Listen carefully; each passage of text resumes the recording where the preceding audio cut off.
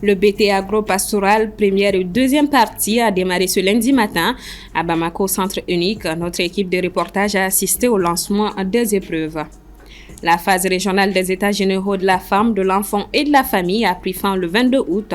Elle s'est conclue par une série de recommandations articulées autour de 5 axes majeurs visant à dégager des solutions concrètes et adaptées aux spécificités locales pour améliorer durablement les conditions de la femme, de l'enfant et de la famille.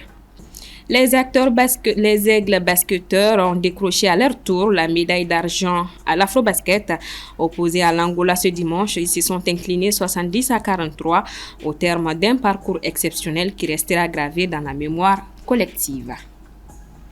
Lundi 25 août 2025, très heureuse de vous retrouver pour une nouvelle semaine. Bonsoir à toutes et à tous, bienvenue aux informations. La dernière étape de la série des examens de fin d'année au titre de l'année scolaire 2024-2025 a démarré ce lundi 25 août. Il s'agit des examens du brevet de technicien agropastoral, première et deuxième partie. Dans le centre unique de Bamako, les autorités ont procédé au lancement de ces épreuves écrites. Assetou Boari et Soumaïla Fani. Ils sont 6 459 candidats, dont 5 359 au BT1 et 1 100 au BT2, inscrits cette année pour passer les examens de brevet de technicien agropastoral. Au lycée technique de Bamako, l'unique centre d'examen de la capitale, plus d'une trentaine d'acteurs scolaires sont mobilisés pour le bon déroulement de ces épreuves écrites. Ça clôt les examens au niveau du ministère de l'Éducation nationale. 6 459 candidats. Répartis entre 32 centres. Il n'y a que 16 académies qui sont concernées compte tenu de la nature de ces examens, parce qu'ils évoluent vers le style modulaire. Nous avons effectivement prodigué des conseils aux enfants de ne compter que sur ce qu'ils ont en tête, ce qu'ils ont appris, et de ne pas tricher, de ne pas voler, et nous surtout leur dire que nous comptons beaucoup sur eux, parce que le Mali Koura commence par le Mali d'Inkoura. Basée sur l'agriculture, l'élevage, la pêche et les eaux et forêts, cette formation est aussi l'un des grands pourvoyeurs d'emplois. Je vais être un docteur vétérinaire dans les jours à venir, en même temps spécialiste aussi en agroalimentaire, sur tous les domaines aussi. Les matières premières au Mali ici, donc on n'a qu'à étudier sur ça. En rapport avec le calendrier agricole du pays, le programme scolaire des écoles agropastorales est établi entre les mois de juin et de février, avec un système basé sur une alternance des cours théoriques et pratiques. Pour les autorités, il s'agit de former des techniciens capables de contribuer efficacement au développement du monde rural. Le Mali est un pays à vocation agro-silvo-pastorale. Alors, qui sait, l'économie malienne est basée à plus de 80% sur ce secteur de formation. C'est pourquoi l'État donne beaucoup d'importance à la formation des techniciens en agropastoral. À l'issue de ces formations, les techniciens agropastoraux doivent être capables de créer et de diriger une exploitation agricole, d'encadrer des groupements d'exploitants agricoles, d'assimiler et de vulgariser des innovations dans une région agricole. Après 3 jours de travaux, la phase régionale des États généraux de la femme, de l'enfant et de la famille a été clôturée le 22 août. Plusieurs recommandations ont été faites autour de 5 axes pour trouver des solutions adaptées aux réalités régionales pour améliorer durablement la situation de la femme, de l'enfant et de la famille. Djeneba Samaki.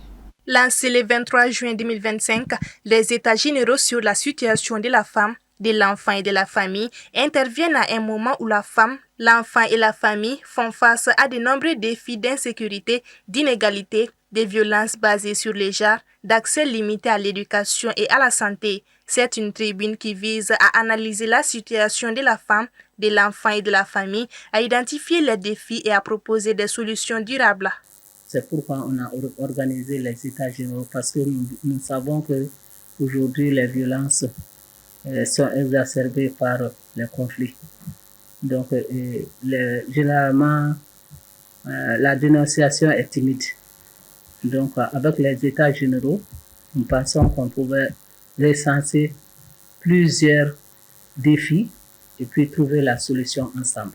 Près de 300 recommandations ont été formulées lors de la phase régionale. L'amélioration de la participation des enfants dans les prises de décision, développer les programmes de sensibilisation sur la santé sexuelle et reproductive, renforcer la lutte contre les mariages précoces et forcés, garantir l'accessibilité des services sociaux de base, multiplier les sessions de formation pour les enseignants, d'agents de santé et de leaders communautaires, élaborer un plan d'action national pour le suivi des recommandations. Les travaux se sont articulés autour de 5 axes majeurs: gouvernance et autonomisation des femmes, protection et promotion de l'enfant, cohésion et médiation familiale, lutte contre les violences basées sur les genres et les questions transversales telles que la décentralisation, l'environnement et la valorisation des produits locaux. On le dit, sans la femme, on ne peut rien faire, et il faut que ça ne soit pas seulement un slogan, mais vraiment une réalité que nous pouvons constater sur le terrain et dans nos actions au quotidien.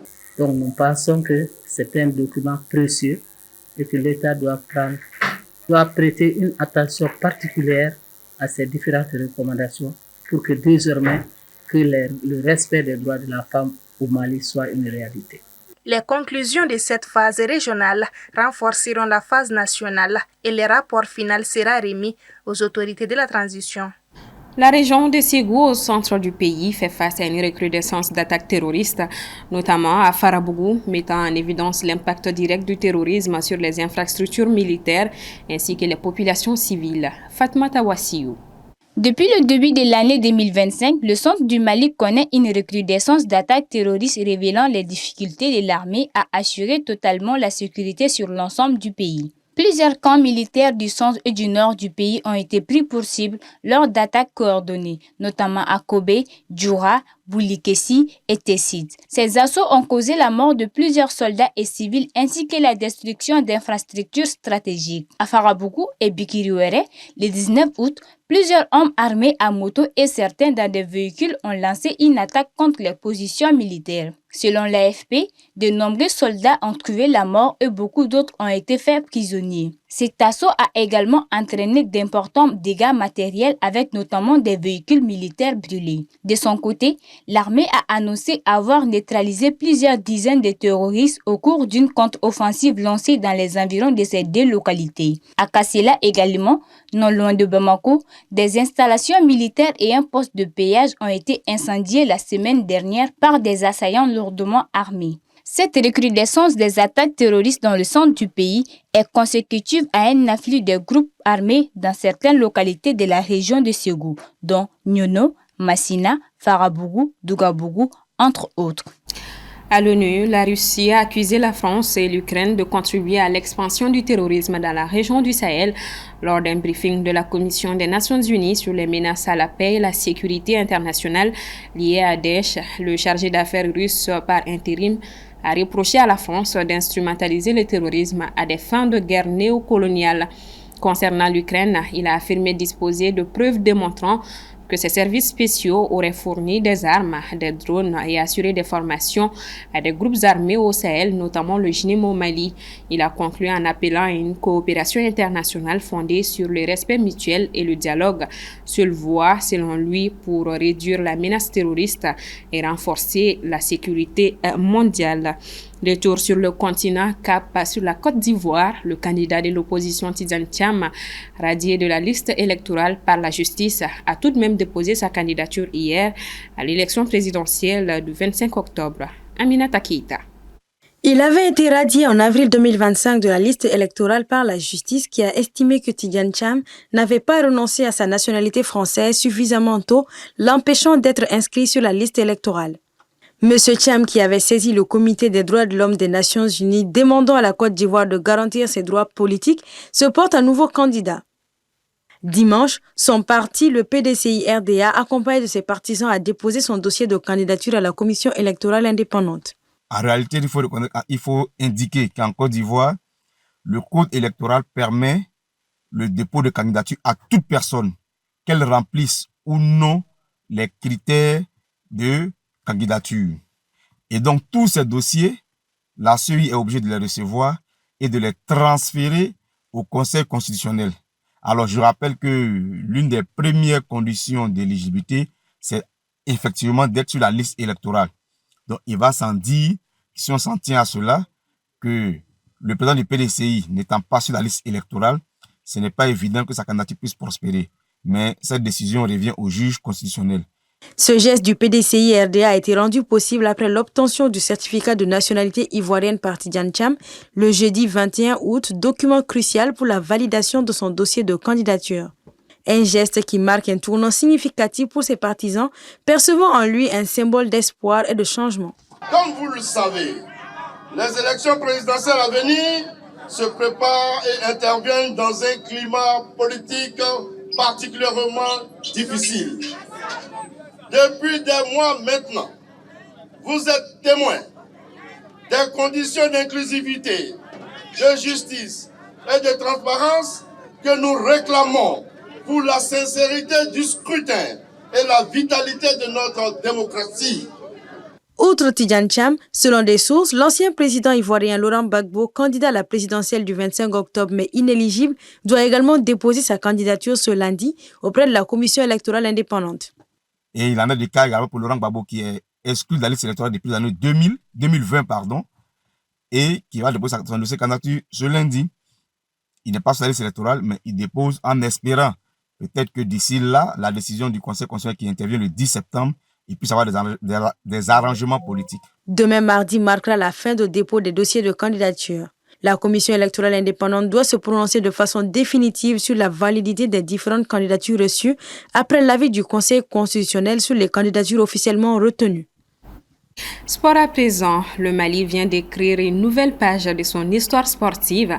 Après l'exploit des dames, c'est au tour des aigles basketteurs de ramener aussi la médaille d'argent de l'Afro-Basket.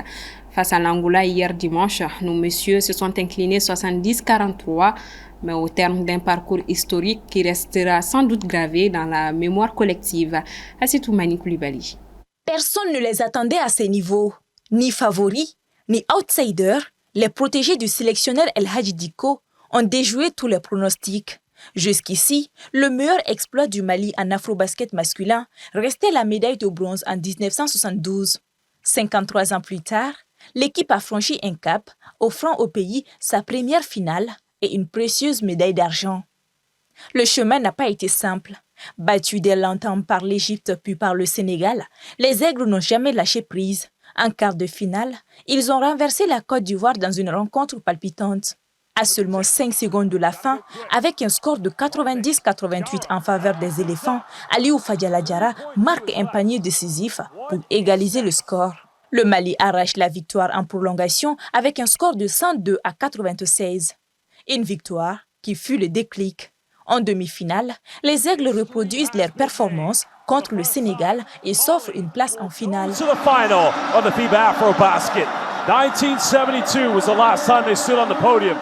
Certes, le match a été le haut niveau face aux Angolais, hôtes de la compétition. Mais au-delà du score, le Mali sort grand. Mahaman Koulibaly et Aliou Fadiala Diarra ont intégré les 5 majeurs du tournoi, tandis qu'Aliou s'est également offert le trophée de meilleur rebondeur avec un match de légende contre la Côte d'Ivoire où il a inscrit 35 points, 15 rebonds. Désormais, des noms comme El Hadji Dicko, Mahaman Koulibaly, Aliou Fadiala Diarra ou Siriman Kanouté et autres résonneront avec force dans le basket malien. Finaliste malheureux, oui, mais il redonne surtout espoir et fierté à ce sport sur le plan national. Fierté, oui. Fin de ce 1945. Merci à vous de l'avoir suivi. Le programme continue sur la télé qui vous allume. Bonsoir à tous.